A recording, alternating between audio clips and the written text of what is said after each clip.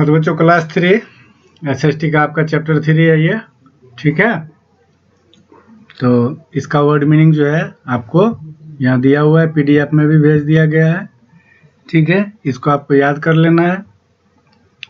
क्या है? Lofty means ऊंचा, वैली मीन्स घाटी। इसमें काफी सारे आपको आते भी होंगे। प्लेटू मीन्स पठार, है कि नहीं। ये स्पीति तो नाम है, ठीक है, लाहौल स्पीति आप सुने हैं ना। आइलैंड मीन्स द्वीप। पेनिसुला मतलब प्रायद्वीप। ट्रिब्यूटरीज मीन्स सहायक नदियां। डिस्ट्रीब्यूटरीज आप पढ़े थे ना। ग्लेशियर मीन्स हिम नदी, ठीक है। एक्वाटिक मीन्स होता है जलीय। एक्वाटिक प्लांट आप पढ़े थे ना, जलीय पौधे। और यूजुअली मीन्स होता है आमतौर पर, ठीक है। अब ये आपके सामने है चैप्टर 3। क्या है? Physical feature of India.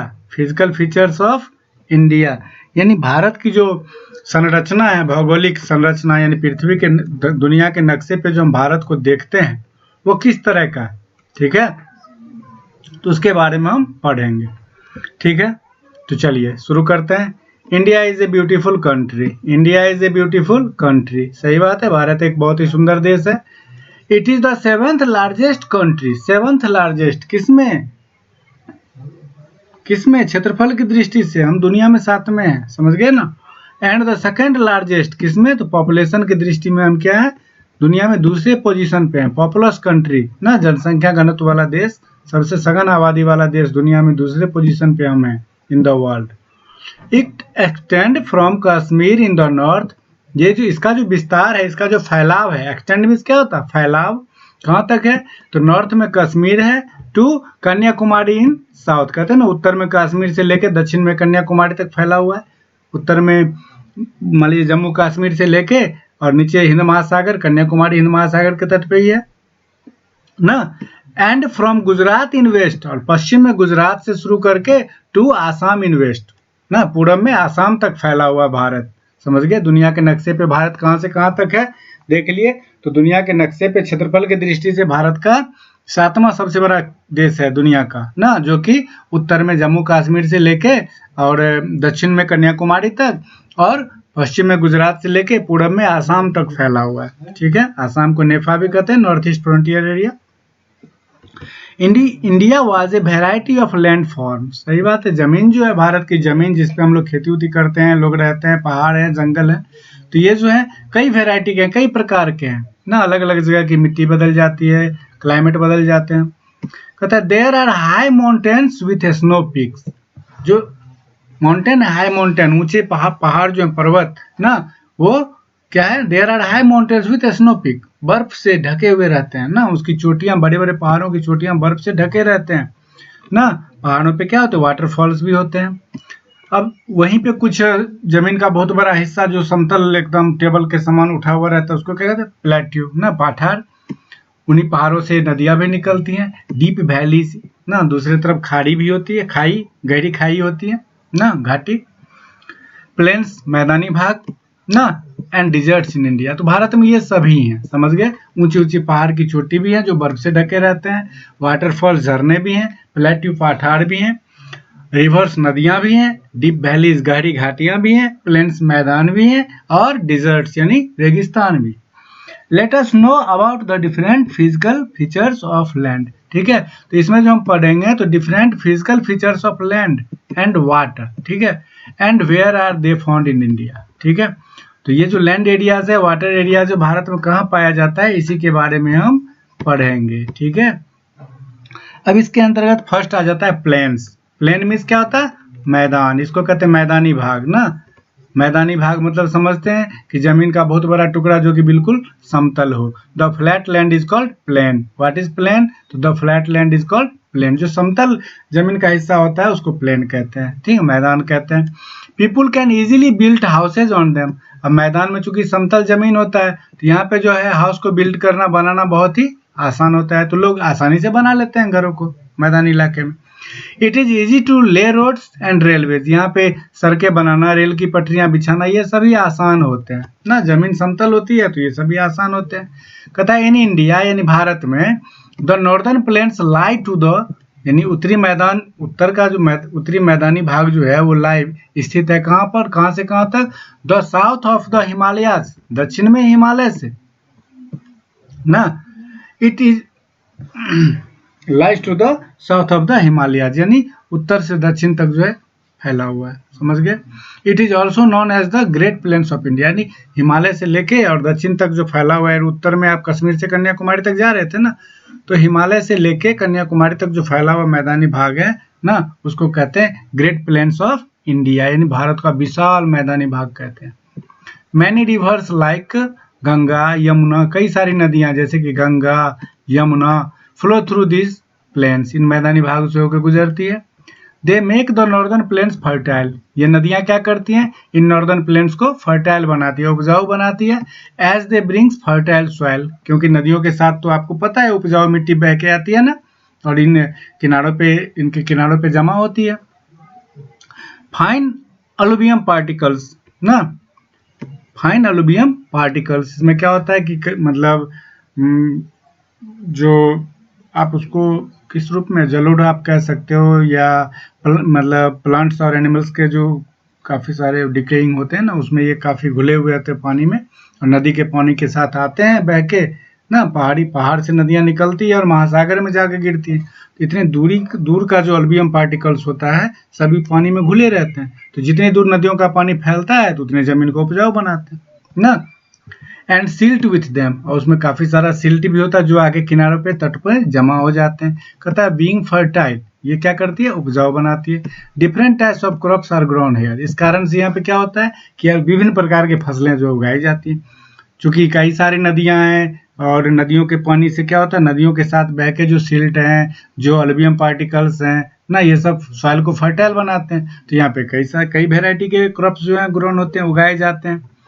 अब कहाँ तो देखिए, the states Punjab, Haryana, Uttar Pradesh, West Bengal, Bihar and some holy cities like Haridwar, Allahabad, Varanasi, Rishikesh etc are located in the northern plains. इस उत्तरी मैदानी भाग में है कौन कौन से राज्य हैं, तो पंजाब है, हरियाणा है, उत्तर प्रदेश है, पश्चिम बंगाल है, बिहार है ना, ये सब राज्य हैं। और कुछ धार्मिक शहर भी हैं ना, होली सिटीज मतलब धार्मिक शहर, जैसे कि हरिद्वार, जैसे कि इलाहाबाद संगम तट स्नान करने जाते हैं ना, कुंभ लगता है ना, वाराणसी, बनारस, ऋषिकेश हरिद्वार के पास ही है, ये सभी इसी नॉर्दर्न प्लेन्स में लोकेटेड है, स्थित है। A large number of India's population live in these plains, यानी भारत में जो है, भारत के बहुत बड़ी जनसंख्या का जो मतलब लार्ज नंबर, बहुत बड़ी संख्या में लोग जो हैं इसी मैदानी प्लेन्स एरियाज में रहते हैं। ठीक है, यानी भारत की जितनी जनसंख्या है तो ज्यादातर लोग इन्हीं राज्यों में रहते हैं, बिहार, यूपी, सब पॉपुलेशन में काफी टॉप पे है ना। अब कहता है east coastal plain of India, coastal planes, यहाँ पे देखने की बात है, ईस्ट मतलब पूर्वी, कोस्टल प्लेन्स मतलब तटीय मैदानी भाग। ठीक है, तटीय मतलब समझ गए होंगे ना, समुद्री, तो समुद्र किनारे का जो मैदानी भाग है उसके बारे में पढ़ेंगे। ठीक है, the wide stretch of land between the eastern Ghat, the wide stretch यानी बहुत चौड़ाई में फैला हुआ है जमीन ना, कहाँ तो किसके बिटवीन, तो Eastern Ghat and the Bay of Bengal. ठीक है, यानी पूरब में बंगाल, बे ऑफ बंगाल यानी बंगाल की खाड़ी। ठीक है, पूरब में बंगाल की खाड़ी है।